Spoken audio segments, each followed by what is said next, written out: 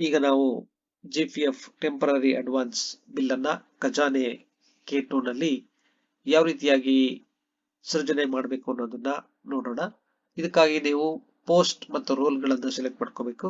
Roll ನಲ್ಲಿ case worker roll ಏನಿದೆ ಇದನ್ನ ಸೆಲೆಕ್ಟ್ ಮಾಡಿಕೊಂಡು ಸಬ್ಮಿಟ್ ಅಂತ ಹೇಳಿ ಕ್ಲಿಕ್ ಮಾಡಿ.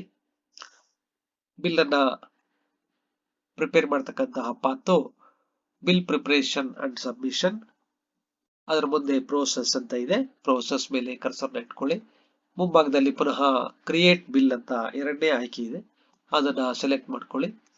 ಈಗ ನಾವು ಬಿಲ್ ಅನ್ನ ರೆಡಿ ಮಾಡ್ತಕ್ಕಂತಹ ರೋಲ್ ನಲ್ಲಿ ಇದ್ದೇವೆ, ಅಂದ್ರೆ ಕೇಸ್ ವರ್ಕರ್ ರೋಲ್ ನಲ್ಲಿ. ಇದರಲ್ಲಿ ಬಿಲ್ ಸೃಜಿಸುವ ವಿವರಗಳು ಏನಿದೆ ಇದನ್ನ ಬಿಲ್ ವಲಯವನ್ನ ಸ್ಟೇಟ್ ಅನ್ನ ಸೆಲೆಕ್ಟ್ ಮಾಡ್ಕೊಳ್ಳಿ. ನಂತರ ಬಿಲ್ ವಿಧ GPF ಬಿಲ್ CTS 7 ಅಂತ ಇದೆ, ಇದನ್ನ ಸೆಲೆಕ್ಟ್ ಮಾಡ್ಕೊಳ್ಳಿ. ಇದಾದ ನಂತರ ಬಿಲ್ ಕ್ಲೇಮ್ ವಿಧ ಇದೆ, ಇದರಲ್ಲಿ ಫೈನಲ್ ವಿತ್ಡ್ರಾಲ್ ಇದೆ, ಪಾರ್ಷಿಯಲ್ ವಿತ್ಡ್ರಾಲ್ ಇದೆ, ಟೆಂಪರರಿ ಅಡ್ವಾನ್ಸ್ ಇದೆ. ನಾನು ಲೋನ್ ಮಾಡ್ತಾ ಇರೋದ್ರಿಂದಾಗಿ ಟೆಂಪರರಿ ಅಡ್ವಾನ್ಸ್ ಅನ್ನ ಸೆಲೆಕ್ಟ್ ಮಾಡ್ಕೋಬೇಕು. ಅನಂತರ ಓಪನ್ ಅಂತ ಹೇಳಿ ಕ್ಲಿಕ್ ಮಾಡಬೇಕು. ಈಗ ನಾವು ಆನ್ಲೈನ್ ಮಂಜೂರಾತಿ ಆದೇಶ ಅಂದ್ರೆ OM ಏನು ಈಗ ಕ್ರಿಯೇಟ್ ಮಾಡಿರ್ತೀವಿ ಅದರನ್ನ ಹುಡುಕಿ ಸೇರಿಸ್ತಕ್ಕಂಥದ್ದು. ಅದಕ್ಕಾಗಿ ನಾವಿಲ್ಲಿ ಮಂಜೂರಾತಿ ಆದೇಶ ಸಂಖ್ಯೆ ಏನಿದೆ ಅದ ಬಾಕ್ಸ್ ನಲ್ಲಿ ಆ ಒಂದು ಸೃಜನೆ ಮಾಡಿದಂತ OM ನ ಒಂದು ನಂಬರ್ ಅನ್ನ ಅಲ್ಲಿ ಎಂಟರ್ ಮಾಡಿ ಸರ್ಚ್ ಅಂತ ಹೇಳಿ ಕ್ಲಿಕ್ ಮಾಡಬೇಕು. ಈಗ ನಮ್ಗೆ ಆ OM ಅಲ್ಲಿ ಆರ್ಡರ್ ನಂಬರ್, ಡೇಟು, ಸಬ್ಜೆಕ್ಟು ವಿವರಗಳೆಲ್ಲ ಕಾಣಿಸುತ್ತೆ. ಅದನ್ನ ಸೆಲೆಕ್ಟ್ ಮಾಡ್ಕೋಬೇಕು. ಸೆಲೆಕ್ಟ್ ಮಾಡ್ಕೊಂಡು ಓಪನ್ ಅಂತ ಹೇಳಿ ಕ್ಲಿಕ್ ಮಾಡಬೇಕು.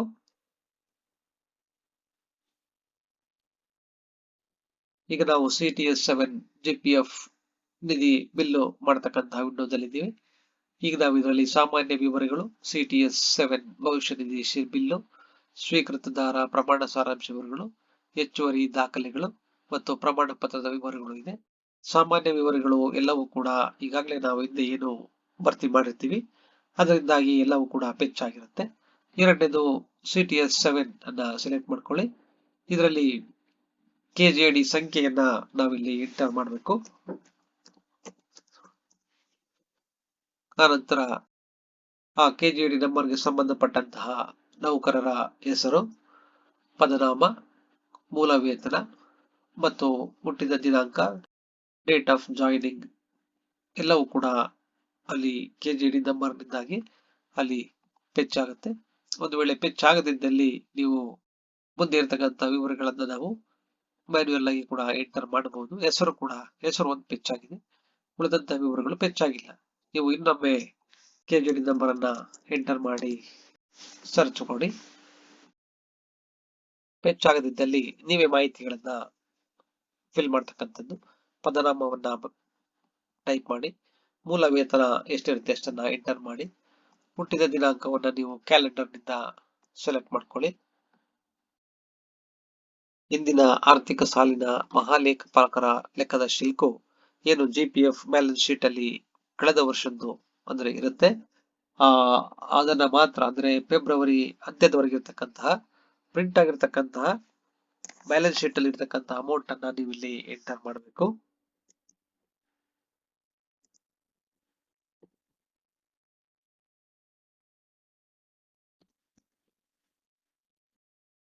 ಅನಂತರ ಪ್ರಸಕ್ತ ಹಣಕಾಸು ಸಾಲಿಗೆ ವಂತಿಗೆ ಮೊತ್ತ, ಈ ವರ್ಷ ಎಷ್ಟು ನೀವು ವಂತಿಗೆಯನ್ನ ಕಟ್ಟಿದ್ದೀರಾ ಅಷ್ಟನ್ನು ಕೂಡ ನೀವು ಮತ್ತೆ ಎಂಟರ್ ಮಾಡಬೇಕಾಗುತ್ತೆ. ಅನಂತರ ಪ್ರಸಕ್ತ ಸಾಲಿಗೆ ಮುಂಗಡ ಎಷ್ಟು ಸೆಳೆದಿದೆ ಅದನ್ನ ಇಲ್ಲಿ ನೀವು ಎಂಟರ್ ಮಾಡಬೇಕಾಗತ್ತೆ. ಯಾವ್ದಾದ್ರು ಕೂಡ ಹಳೆಯದು ಎರ್ಲಿಯರ್ ಯಾವ್ದಾದ್ರು ಇದ್ದಲ್ಲಿ, ಇಲ್ಲ ಅಂದ್ರೆ ಅದನ್ನ 0 ಅಂತಾನೆ ಬಿಡ್ಬೇಕಾಗತ್ತೆ. ಒಟ್ಟು ಶಿಲ್ಕು ಆಟೋಮೆಟಿಕ್ ಆಗಿ ಟೋಟಲ್ ಆಗುತ್ತೆ. ಹಿಂದಿನ ಆರ್ಥಿಕ ಸಾಲಿನ ಬಾಕಿ ಶಿಲ್ಕು ಯಾವ್ದಾದ್ರು ಇದ್ದರೆ ಅದನ್ನ ಕೂಡ ನಾವಿಲ್ಲಿ outstanding balance for previous financial year ಇದ್ರೆ ಅದನ್ನ ನಾವಿಲ್ಲಿ ಎಂಟರ್ ಮಾಡಬೇಕು. ನಂತರ ಕೀಳಿರುವ ಹೊಸ ಮುಂಗಡ ಏನಿದೆ ಇದನ್ನ ನೀವಿಲ್ಲಿ ಎಂಟರ್ ಮಾಡಬೇಕಾಗುತ್ತೆ. ನಂತರ ಪಾವತಿಸುವ ಕಂತುಗಳ ಸಂಖ್ಯೆಯನ್ನ ನೀವು ಎಂಟರ್ ಮಾಡಬೇಕು. ಅನಂತರ ಕಂತಿನ ಮೊತ್ತ ಆಟೋಮೆಟಿಕ್ ಆಗಿ ಅದೇ ಕ್ಯಾಲ್ಕುಲೇಟ್ ಆಗುತ್ತೆ. ಇದಾದ ನಂತರ ನೀವು ಇದನ್ನ ಸ್ವೀಕೃತಿದಾರ ಪ್ರಮಾಣ ಪತ್ರದ ಸಾರಾಂಶಗಳನ್ನ ಸೆಲೆಕ್ಟ್ ಮಾಡ್ಕೋಬೇಕು. ಇದರಲ್ಲಿ ಪಾವತಿಯ ವಿಧ ಏನಿದೆ ಇದನ್ನ ಈ ಪೇಮೆಂಟ್ ಅನ್ನ ಸೆಲೆಕ್ಟ್ ಮಾಡ್ಕೋಬೇಕು. ನಂತರ ಹೆಚ್ಚುವರಿ ದಾಖಲೆಗಳು ಏನಿದೆ ಇದರಲ್ಲಿ ನೀವು ಏನು ಕೂಡ ಬರೆಯುವಾಗಿಲ್ಲ. ಪ್ರಮಾಣ ಪತ್ರದ ವಿವರಗಳು ಕೂಡ ಇದೆ. ಇದಾದ ನಂತರ ನಾವು ಇದನ್ನ ಫಾರ್ವರ್ಡ್ ಮಾಡಬೇಕಾಗುತ್ತೆ. ಅಲ್ಲಿ ನಮಗೊಂದು ಮೆಸೇಜ್ ಬರುತ್ತೆ, ಅದನ್ನ ಓಕೆ ಅಂತ ಹೇಳಿ ಕ್ಲಿಕ್ ಮಾಡಬೇಕು. ಈಗ ಈ ಬಿಲ್ಲು ಕೇಸ್ ವರ್ಕರ್ ಇಂದ ಸೂಪರಿಂಟೆಂಡೆಂಟ್ಗೆ ಸೆಂಡ್ ಆಗಿರುತ್ತೆ.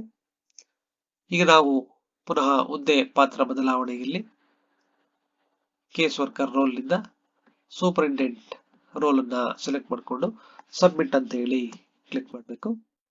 ಈಗ ನಮಗೆ ಸೂಪರಿಂಟೆಂಡೆಂಟ್ ರೋಲ್ ಅಲ್ಲಿ GPF ಲೋನಿನ ಬಿಲ್ಲು ಕಾಣಿಸುತ್ತೆ. ಅದನ್ನ ಓಪನ್ ಮಾಡಿ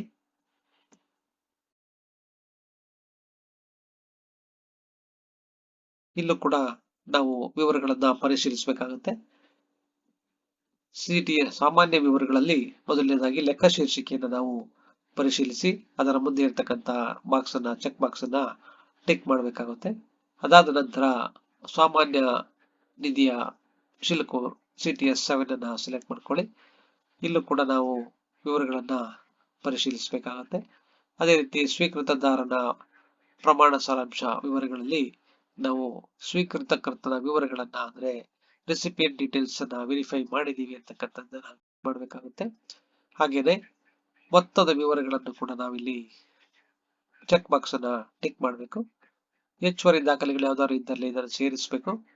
ಪ್ರಮಾಣ ಪತ್ರದ ವಿವರಗಳು, ದಾಖಲೆ ಪರಿಶೀಲನೆಯಲ್ಲಿ ಸ್ಯಾಂಕ್ಷನ್ ಆರ್ಡರ್ OM ಆರ್ಡರ್ ಏನಿರುತ್ತೆ ಅದನ್ನು ಸೆಲೆಕ್ಟ್ ಮಾಡ್ಕೋಬೇಕು. ಅನೆಕ್ಷರ್ A ಅನ್ನ ನಾವು ಸೆಲೆಕ್ಟ್ ಮಾಡ್ಕೋಬೇಕು. ಹೆಚ್ಚುವರಿ ದಾಖಲೆಗಳ ವಿವರಗಳು ಇದ್ದಲ್ಲಿ ಅದನ್ನ ಎಂಟರ್ ಮಾಡಬೇಕು.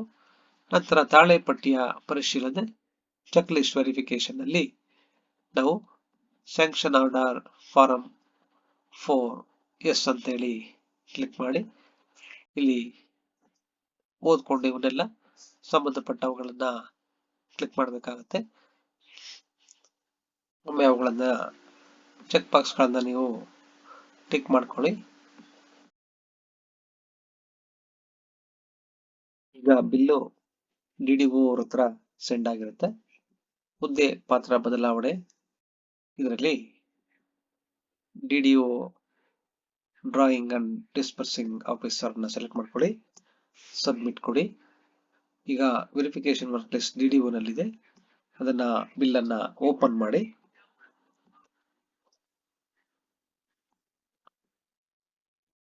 ಪುನಃ ಲೆಕ್ಕ ಪರಿಶೀಲಿಸಿಕೆಯನ್ನ ಪರಿಶೀಲಿಸಿದೆ ಚೆಕ್ ಬಾಕ್ಸ್ ಮೇಲೆ ಟಿಕ್ ಮಾಡಿ. ಆನಂತರ ಸಾಮಾನ್ಯ ಭವಿಷ್ಯ ನಿಧಿ CTS 7 ಮೇಲೆ ಕ್ಲಿಕ್ ಮಾಡಿ. ಇಲ್ಲೂ ಕೂಡ ವಿವರಗಳನ್ನ ಪರಿಶೀಲಿಸಿ ಆನಂತರ ರೆಸಿಪಿಯಂಟ್ ಅಮೌಂಟ್ ಸಮ್ಮರಿ ಡೀಟೇಲ್ಸ್ ಎಲ್ಲ ಕ್ಲಿಕ್ ಮಾಡಿ. ಇಲ್ಲಿ ಈ ಪೇಮೆಂಟ್ ಇದೆಯಾ ಅಂತ ಪರಿಶೀಲಿಸಿಕೊಳ್ಳಿ. ಜೊತೆಗೆ ಚೆಕ್ ಬಾಕ್ಸ್ ಗಳನ್ನ ಟಿಕ್ ಮಾಡಿ. ಮೊತ್ತದ ವಿವರಗಳು ಮತ್ತು ರೆಸಿಪಿಯಂಟ್ ವಿವರಗಳನ್ನ ಟಿಕ್ ಮಾಡಿ. ನಂತರ ಹೆಚ್ಚುವರಿ ದಾಖಲಾತಿಗಳು, ಪ್ರಮಾಣ ಪತ್ರದ ವಿವರಗಳು, ದಾಖಲೆ ಪರಿಶೀಲನೆ ಪಟ್ಟಿಯಲ್ಲಿ ವೆರಿಫಿಕೇಶನ್ ಆಕ್ಷನ್ ಅನ್ನ ಟಿಕ್ ಮಾಡಿ. ತಾಳೆ ಪಟ್ಟಿಯ ಪರಿಶೀಲನೆಯಲ್ಲಿ ಈಗಾಗಲೇ ಏನು ಹಿಂದೆ ಟಿಕ್ ಆಗಿರುತ್ತೆ ಅದು ತೋರಿಸುತ್ತೆ. ಅದನ್ನು ಚೇಂಜ್ ಮಾಡಾಗಿದ್ದ ಚೇಂಜ್ ಮಾಡಬಹುದು. ಪರಿಶೀಲನೆ ಪಟ್ಟಿಯಲ್ಲಿ ಎಲ್ಲವೂ ಕೂಡ ಪರಿಶೀಲನೆ ಆಗಿದೆ. ಈಗ approve and send for printing ಅಂತ ಏನಿದೆ ಅದನ್ನ ಕ್ಲಿಕ್ ಮಾಡಿ. ಓಕೆ ಮೇಲೆ ಕ್ಲಿಕ್ ಮಾಡಿ. ಸೆಲೆಕ್ಟ್ ಮಾಡ್ಕೊಳ್ಳಿ ಯಾರಿಗೆ ನೀವು ಕೇಸ್ ವರ್ಕರ್ಗೆ ಸೆಂಡ್ ಮಾಡ್ತಾ ಇದ್ದೀರಾ. ಸಬ್ಮಿಟ್ ಆಯ್ಕೆಯನ್ನ ಕ್ಲಿಕ್ ಮಾಡಿ.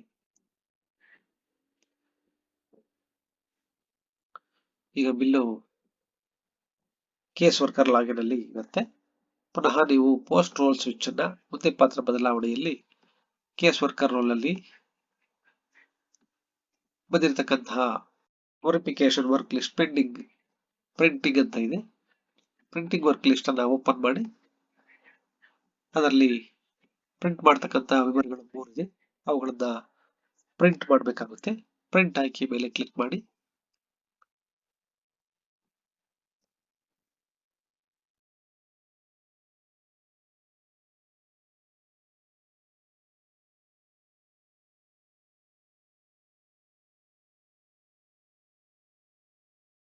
ಅದು ಎಷ್ಟು ಪೇಜ್ ಇದೆ ಅಂತಕ್ಕಂಥದ್ದು ನಂಬರ್ ಆಫ್ ಪೇಜಸ್ ಅನ್ನ ಎಂಟರ್ ಮಾಡಿ.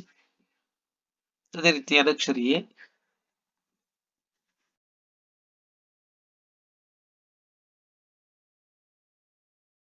ಅದನ್ನು ಕೂಡ ಪ್ರಿಂಟ್ ಮಾಡಿ.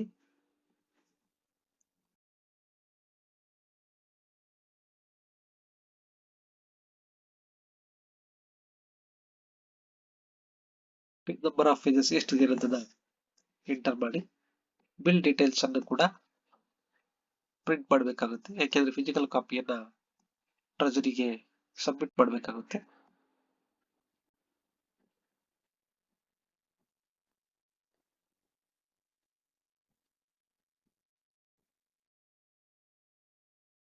ನಂತರ ಅದರ ಪೇಜಸ್ ಗಳನ್ನು ಕೂಡ ಎಂಟರ್ ಮಾಡಿ. ಫಾರ್ವರ್ಡ್ ಟು DDO ಮೇಲೆ ಕ್ಲಿಕ್ ಮಾಡಿ. Do you want to forward bill ಕೇಳತ್ತೆ, ಓಕೆ ಅಂತೇಳಿ ಕ್ಲಿಕ್ ಮಾಡಿ. ಮಾಡಿದ ನಂತರ ಜನರೇಟ್ ಟಾಪ್ ಶೀಟ್ ಅಂತ ಇದೆ. ಈ ಟಾಪ್ ಶೀಟ್ ಅನ್ನು ತೆಗೆದುಕೊಳ್ತಕ್ಕಂಥದ್ದನ್ನ ಮರಿಬಾರದು. ಇದಾದ ನಂತರ ಕ್ಲೋಸ್ ಅಂತೇಳಿ ಕ್ಲಿಕ್ ಮಾಡಿ. ಪಾತ್ರ ಬದಲಾವಣೆಯಲ್ಲಿ DDO ರೋಲ್ ಅನ್ನ ಸೆಲೆಕ್ಟ್ ಮಾಡ್ಕೊಳ್ಳಿ. ಸಬ್ಮಿಟ್ ಅಂತ ಹೇಳಿ ಕ್ಲಿಕ್ ಮಾಡಿ. ಈಗ ready for submission work list ಅಂತ ಇದೆ. ಬಿಲ್ಲು K2ಗೆ ಖಜಾನೆಗೆ ಸಬ್ಮಿಟ್ ಮಾಡ್ಲಿಕ್ಕೆ ರೆಡಿ ಇದೆ. ಅದನ್ನ ಓಪನ್ ಮಾಡಿ ಕ್ಲಿಕ್ ಮಾಡಿ. ಇಲ್ಲೂ ಕೂಡ ನಾವು ಪ್ರಿಂಟ್ ಅನ್ನ ತೆಗೆದುಕೋಬಹುದು. ಈಗ ಆಲ್ರೆಡಿ ಪ್ರಿಂಟ್ ಆಗಿದೆ ಇದು, ಹಾಗಾಗಿ ಸೆಂಡ್ ಟು ಟ್ರೆಜರಿ ಅಂತೇಳಿ ಕ್ಲಿಕ್ ಮಾಡಿ. ಓಕೆ ಮೇಲೆ ಕ್ಲಿಕ್ ಮಾಡಿ.